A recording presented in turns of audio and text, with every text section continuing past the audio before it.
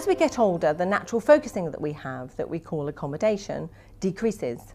And we find that the distance up to which we can see clearly gets further and further and further away. And by the time you reach your 40s or thereabouts, it tends to hit this sort of distance. And that's when you tend to notice that you need glasses just for reading.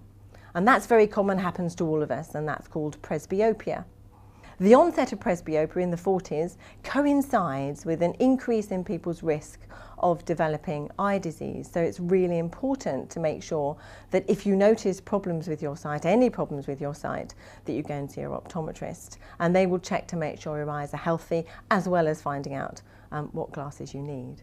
Presbyopia happens because the lens inside the eye becomes stiffer as we get older. There's nothing you can do about that. And because it's the lens itself that gets stiffer rather than the muscles that change the shape of the lens weakening, there are no exercises you can do to stop you needing reading glasses. If you're presbyopic and you need glasses for reading, you will find if you look up in the distance through those glasses, your vision is blurry. That's why you see people peering over the top of their glasses like that.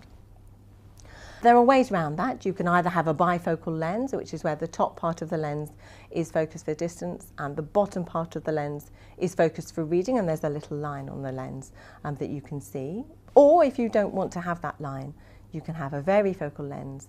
Again, the top part of the lens is for distance and the bottom part is for reading, but instead of being a sudden change from distance to reading, the lens gradually changes from top to bottom, and you can see any distance through those glasses just by tipping your head up and down and looking through the correct part.